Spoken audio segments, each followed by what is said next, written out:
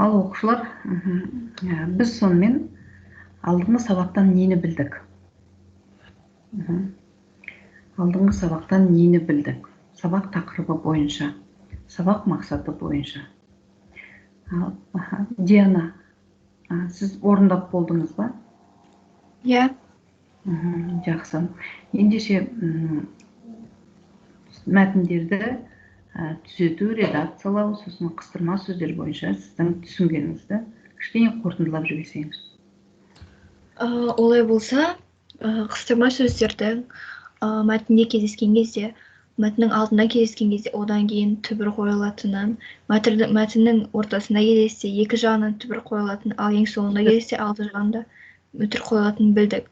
Және де бұнымен қоса оларды қалай қолдануға, олардың не үшін қолданатыны туралы білдік. Жақсы. Яғни бұл жерде үтірдің, қыстырма сөздерде үтірдің маңызы зор екен, үтірдің маңызы зор. Енді ондай болса, сіздердің назарларыңызды мен мына видеоға аударғым келіп тұр. Біз қалай тыңдаймыз? Сіздер тыңдау үшін мен чатқа осы эссенің Word форматтағы файлын жібердім. Ашсаңыздар болады. Чаттан қарап өздеріңіз ашып отырыңыздар. Сосын назарларыңыз экранда болсын.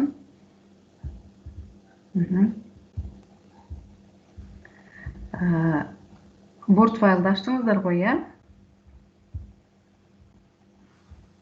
Иә. Word файлды ашып алыңыздар. Bir қарап шығыңыздар. Қарап шығуға кішкене уақыт берейін, бұл айланып тұрғанша.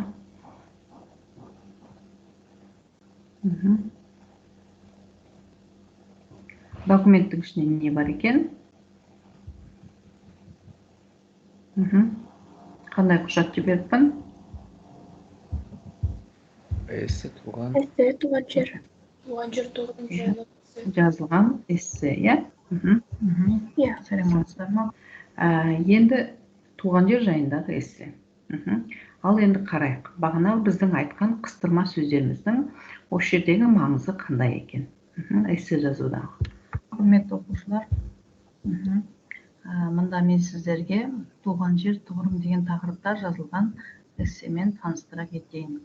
Осы жерде сіздер көріп отырғандай, эссенің әрбір бөлігі азат жолдары айқын көрініп тұр. Мынау бізде кіріспе бөлім.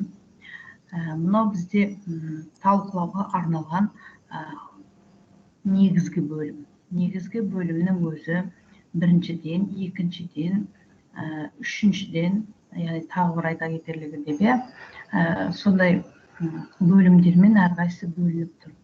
Алайда өкінішке орай деген қарсылықты, өкінішке орай, одан кейін алайда деген тағы да салыстыра талқылаулары бар. Ең соңында, қорытынды бөлімде, сөз соңында айтарым деп осы бөлімнің қорытынды екендігін аңғартады. Келесі, ондай болса жақындатып, әрбір бөлімге назар аударайық.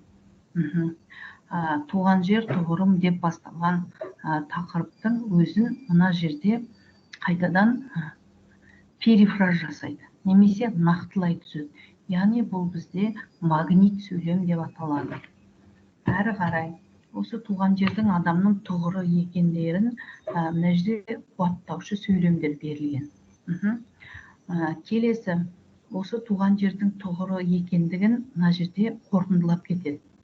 Сондықтан да туған жер барлық құнары нәрін беретін тұғырлы мекен деп айтып өтіп, мына жердегі үш бірыңғай мүшемен берілген жаңағы атаулар әрі қарайғы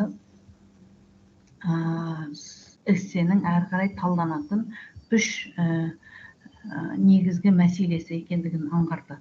Мысалға, құнары, нәрі, аялап өсіретін мекені деп. Енді қараңыздар, бірінші азат жолда мына құнар деген бірінші азат жолда талқыланады. Яғни туған жердің құнарын Не дейді? Салт дәстүр дейді. Салт дәстүр адамға әсер етпей қоймайды дейді. Сонымен бір дәлел, дәйек сөз келтіреді. Семенов Тяншанскийдің өзі қазақтың салт дәстүрі тұнып тұрған білім деп айтқан екен дейді де, осы азат жолдың соңғы сөйлемін мына жерде қорытындылайды. Ендеше деген қыстырма сөзді пайдаланады.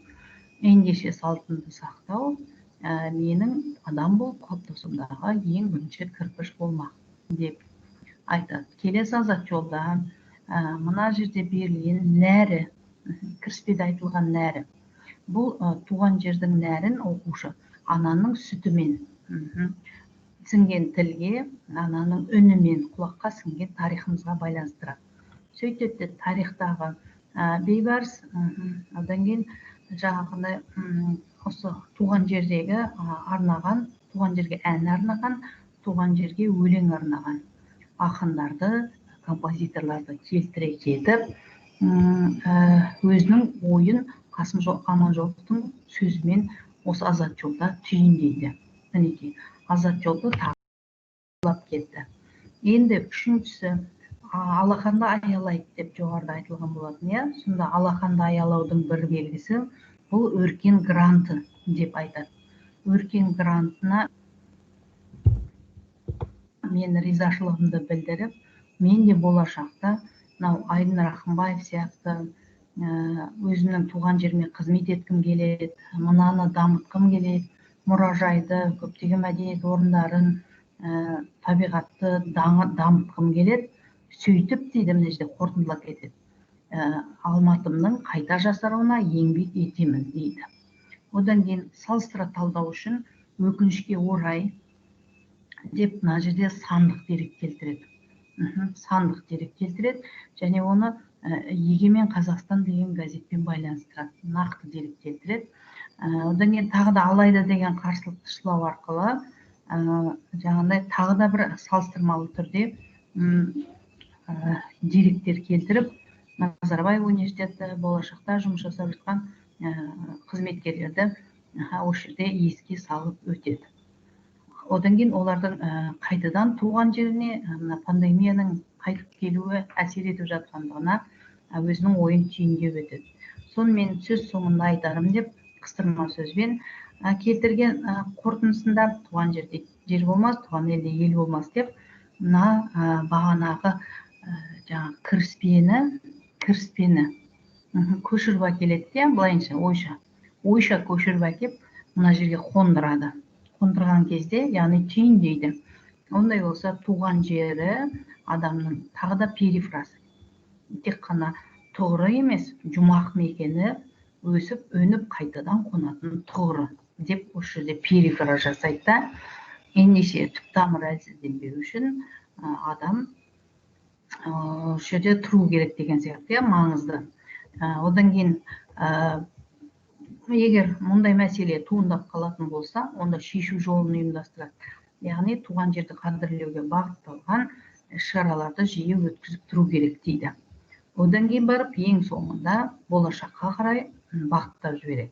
Сонда ғана туған жерінің өз тұғыры екенін түйсіне білетін ұрпақ өседі дейді. Жақсы. Ондай болса, так, біз полноэкранный деген режимнен шығайық. Кім не түсінді? Қандай қорытындыға келдік? Деп ойланатындай нәрсе болды ма? Біздің алдыңғы жасаған жұмысымыз азат жолдарды орнына қою, қыстырманы дұрыс пайдалану. Бізге бұл видео қалай әсер етті? Осы тапсырмалар бойынша. Кім айтады? Айтсам болады ма? Мен айтсам болады ма? Қол көтеріп отыр екен Зере.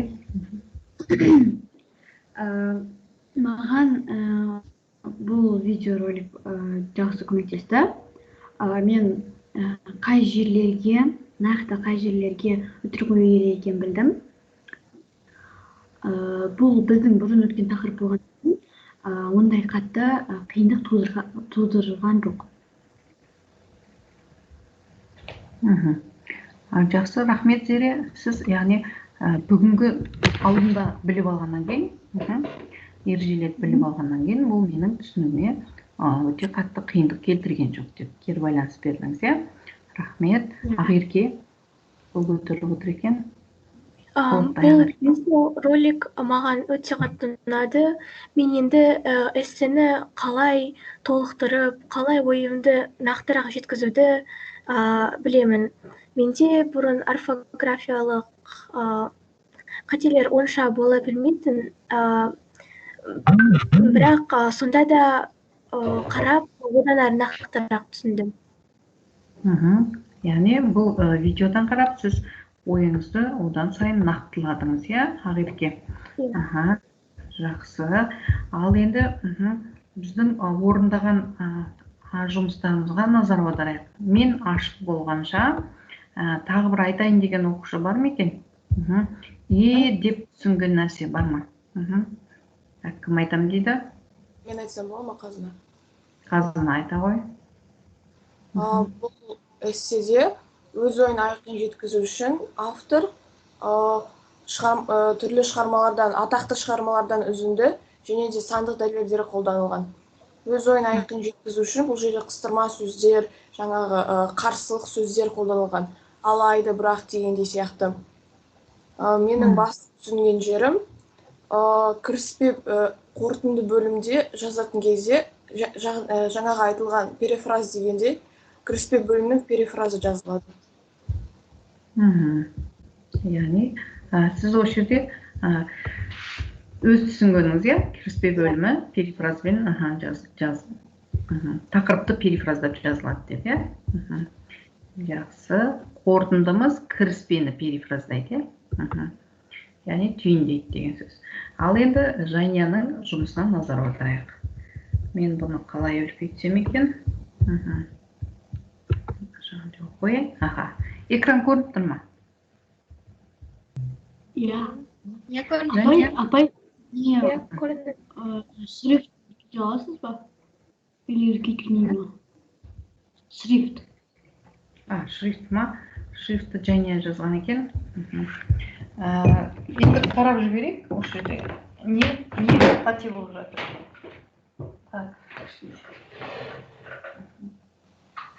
Менің ойымша, жаңа екінші абзацта нені сақтау керек? Абзацтың құрылымын сақтау керек. Жақсы. Осы жерде ана жерде бір жұлдызымыз осы жерде, иә? Энергия дүниежүзілік көкейкесті мәселелердің бірі деп. Яғни тақырыпты мына жерде не істеп тұр? Қайтадан перефраздап тұрған сияқты, иә? Жақсы, дұрыс. Ол дұрыс айтқан екен. Энергия көздері, мінекей, және энергия көздері дегеннен кейін әлемдегі мына жерде тағы да энергетика көзі деп тағы да дұрыс алғансыз. Әрі қарай дамытып жатыр, иә, сөз тіркестерімен. Дұрыс. Одан кейін мұнда жел жайында айтқаннан кейін келесі азат жолда күн жайында айтқан. Ол байланысты. Ендеше бізге мына жерге не жетпей тұр екен? Үтір жетпей тұр екен. Дұрыс. Неліктен үтір болады? Және? Себебі бұл қыстырма сөздері түрінен белгіленеді, олар алдында, артында келеді. Яғни, сіз бұл жерде қыстырманың тыныс белгісін қоймағансыз, иә? Жақсы. Яғни, сіздің екі жұлдызыңыз, неге бірінші энергия деп бастап, перефраздағаныңыз, тақырыпты перефраздағаныңыз дұрыс болды. Одан кейін осы энергия көздері дегенді мұна жерде жалғастырдыңыз, иә? Жалғасты. Содан кейін жел айтқаннан кейін міндетті түрде күн айтылу керек. Содан кейін барып, бұлай болса деп қорытындылану керек екен. Осы жерде тағы бір қоса кететінім, сұрақ белгісін дұрыс қойғансыз, неге пайдаланбасқа? Себебі оқушы сұрау есімдігінен кейін сұрақ белгісінің қойылатынын біліп тұр. Айта берсек, осы жерде не болады? Үтір. Себебі Бұл қыстырма сөз. Қыстырма сөз, тағы да Қыстырма сөз. Бұл да қыстырма сөз екен. Жақсы. Ал мына үтірді сіз ережеге сай қойғансыз. Қондырғыны бір-ақ рет орнатады. яғни бір қимыл жасалды, әрі қарай жұмсайды деген екінші қимыл бар, иә. Сөйтіп екі қимылдың ортасында не болады екен? Үтір болады екен. Жақсы. Рахмет. Ал енді осы жазба жұмысы бойынша кім өзінің кері байланысын айтады? Бұл жазба жұмысы Жанияның жұмысына берілген баға бойынша. Ерсайын. Бұл жазба жұмысы аса қиын болған жоқ. Бірақ менде қателер болған. Маған осы тапсырма ұнады, себебі мен үрдің нүктенің қойылу жерлерін көбірек білдім. Және тыныс белгілері жайлы, тыныс белгілерінің қойылу кездері жайлы көбірек түсіндім. Жақсы, рахмет. Ал қазына қол көтеріп отыр екен. Ерсайын, яғни сіздің тыныс белгі жайындағы түсінгеніңіз менің көңіліме қонып тұр. Жақсы. Тыныс белгі деген бұл өте маңызды рөл атқарады екен, иә. Келесі бізде қазына қол көтеріп отыр. Қазына жалпы сабақтың барысына. Кері байланыс беріңізші. Жалпы сабақтың барысына.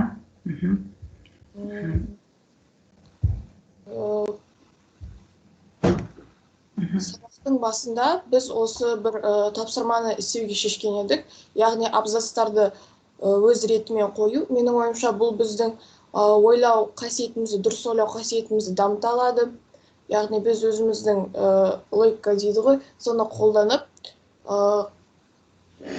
абзацтар арасында байланысты таба аламыз. Және де жаңағы тыныс белгілерді қою арқылы қыстырма сөздерін қолдануын түсіне аламыз. Жақсы, яғни біздің тақырыбымыз бүгінгі қыстырма сөз және оның қолданылуы деген мақсат, тыныс белгілерді түзету, редакциялау деген мақсат өз мәресіне жетті ме? Ол үшін біз кері байланысты жазып жіберейік. Жақсы, кері байланысты онда чатқа жазайық. Біздің бүгінгі қыстырма сөздер, қыстырма сөздердің қолданылуы, мәтіндерді түзету, редакциялау бойынша сабағымыз мақсатына қаншалықты жетті, мақсат қаншалықты қолжетімді болды дегенге өзіміздің кері байланысымызды жазып жіберейік. Жақсы. Ендеше үйге тапсырма. Тағы да тыныс белгілері. Тыныс белгілерінің қолданылу